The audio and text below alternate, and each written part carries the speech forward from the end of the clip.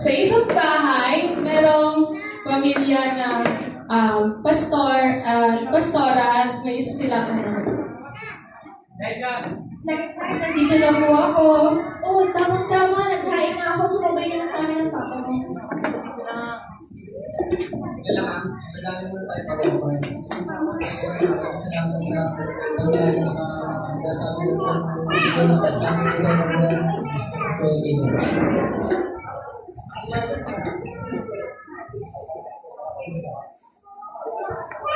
Oh, kamusta pa lang sa eskwelahan? Okay naman po. Matataas po ang grades ko. Wow naman. Tuloy-tuloy lang yan.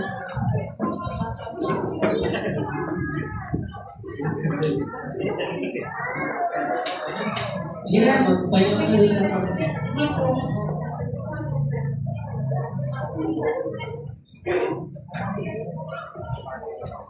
Kinabukasan, bago pumasok si Kate sa eskwelahan, Nay, papasok na po ako sa school. Oo, sige na. Mag-ingat kayo ng kawin mo. Salamat po.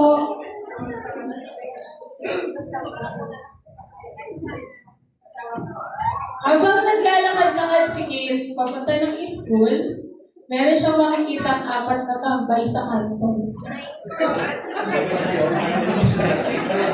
Uy, Kate!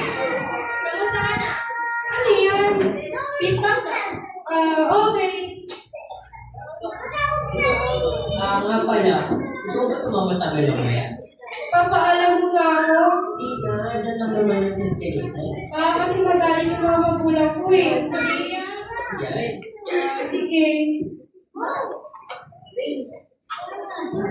Habang naglalakad sila sa eskinita, meron silang tatambayan na isang napakasikip na eskinita na sila lang yung nakakaalam.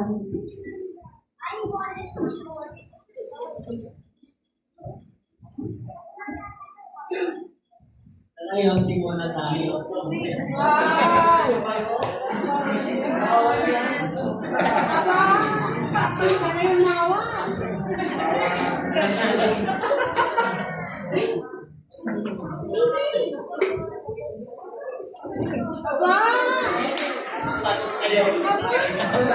Uy, ano yan? Ayusin lang ito pampakan mo. Gusto mo subukan?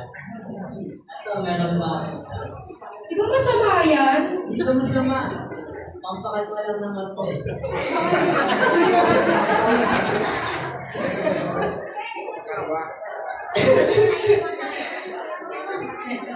Ganyan lang talaga yun sa umpisa. Pero masasali ka na yan.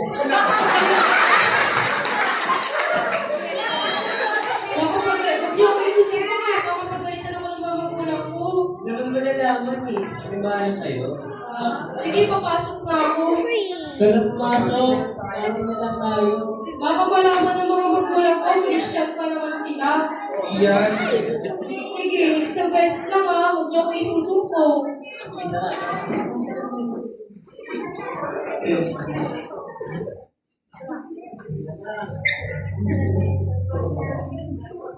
Pag-uwi ng eskwelahan, pag-uwi galing sa eskwelahan ni Kate,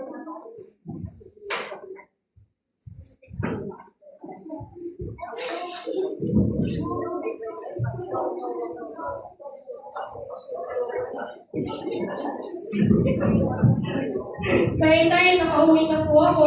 Oh, ano yung nalaman kong nagdating ka daw, sabi ng teacher mo? Ha? Pumasok po ako. Hindi, sinungaling ka. Pumasok na po ako. Nag-chat yung teacher mo, hindi ka daw pumasok. Pumasok na po ako. Ba, sumasagot ka na. Hindi ka namin tinuruan ng ganyan ha. Pinatawag ka namin maayos. Oo, teka. Bago na. Seryosi ka. Aba, tama ba yan? Pinadaanan na po ako nag-iihaw sa kanto. Huwag ako, anak ko ang kaibahan ng ihaw sa Yossi, ha? Hindi nga po. Aba, bumalik ka dito, bastos ka, ha? Baka tutuhanan to, ha? kinabukasan, pagising ni Kate, bago siya pumasok sa school, Papasok na ako.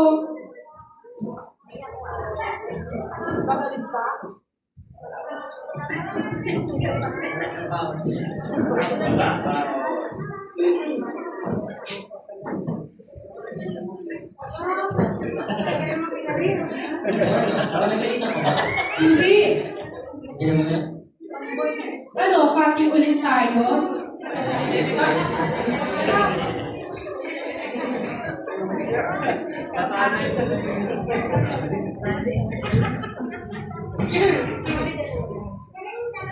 Hello! Ako nga pala si Sister Jane. Ako ay isang youth leader sa KOTC. Kailangan ko kasi ng mga kabataan sa church namin. Maaari ko ba kayo mo-imbitahan? Sige po.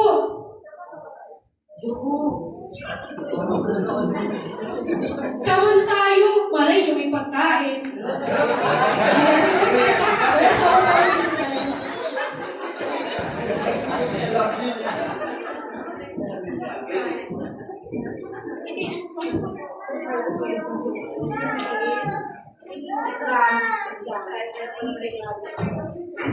Tara, pasok kayo sa church.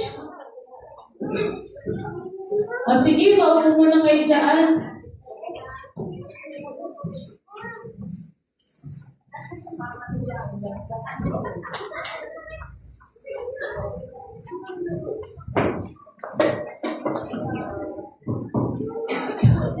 Itong ibibigay ko, ito ay Bible. Ang Bible na ito, naririto lahat ng mga good news ng ating Panginoon.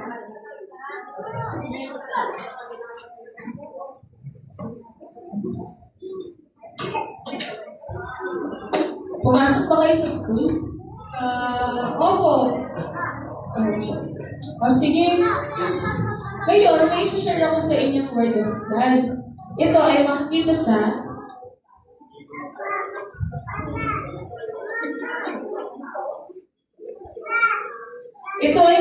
sa Proverbs 12, verse 22.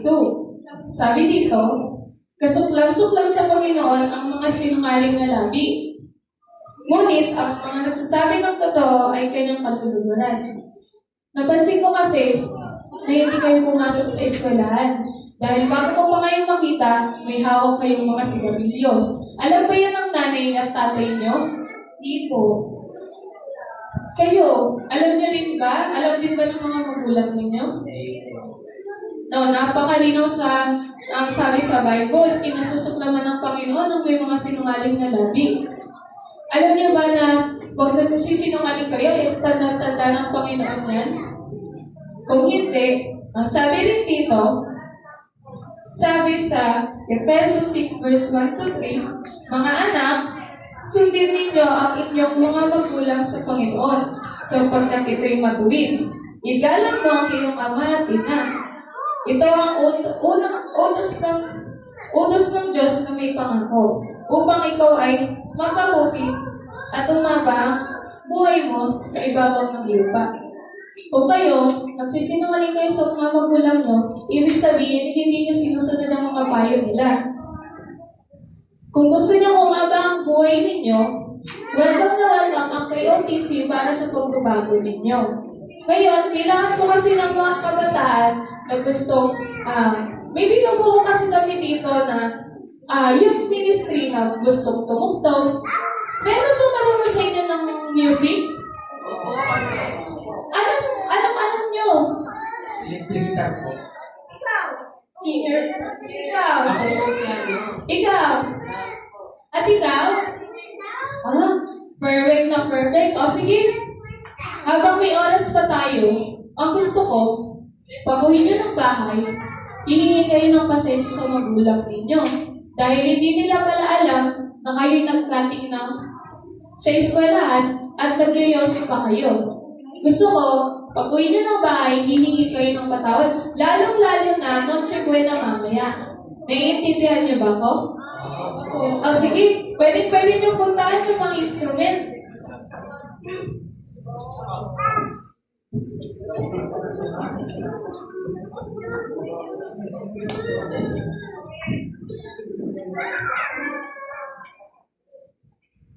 O sige, pwede nyo nakawakan yan. Habang nagtututo kayo, i-welcome ko na kayo dito kasi kailangan talaga namin sa simbahan ang mga tumutugtog. Alam niyo ba yung ano? Salamat. Sige nga, kantayin ka natin na kahit walang music. One, two, three, go! Salamat, salamat, O Jesus, sa pag-ibig mo. Walang ibang nagmahal sa akin ng katulad mo. Salamat, salamat, O Jesus, sa pag-ibig mo. Ako'y magsasaya sa piling mo. Ayan, kaya napakagaling nyo. Kaya gusto ko sana mabuo yung youth ministry sa church na ito. Gusto ko, iimbitahan ko na lang kayo ulit sa susunod na Sabado upang makapag-practice tayo. Opo, sige po, Sister Jack. Sige, yung inutos ko sa inyo humingi kayo ng pasensya. Sorry sa mga magulang niyo sa pagsinungaling niyo. Paalam!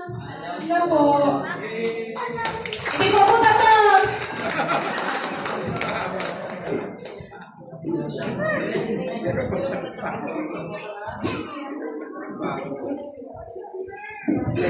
Nay, nakauwi na po ako. Ano, kamusta? Okay lang po. Nay, sorry po sa nagawa ko pagsagot at pagsinungaling kahapon Okay lang. At least naunawaan mo na ngayon, di ba? Bilang isang pastora at bilang nanay mo, gusto ko matuto tayo mag-puan o kumalang sa ibang tao. Opo. Siya nga po pala, masama po yung mga kaibigan ko. Tara, pasok tayo. Hello po, Nia. God bless, God bless. Yes! Nakakatuwa naman. Siya nga po pala, may nangyari po kanina. Si Sister Jack po sa KOTC, in-invite niya po kami para matuto ng instrument at matuto ng Word of God. Oh, salamat sa Diyos naman. Kung ganun, mabuti yan. Tuloy-tuloy niyo lang. At ngayon po, kabilang na po kami sa youth ministry ng KOTC. Ayan, mabuti yan na, okay? Basta na, alam mo, susunod, yun na lang dito. Kasi malaki kasalanan sa mga mo. Kasi nasa ito sa mga bisa na nagkakaroon ng ating mga pagulong. Kaya susunod, wala natin ulitin na Opo, sorry po ulit. O, halika na. Magsala-sala tayo sa Noche Buena natin. Ito na kayo mga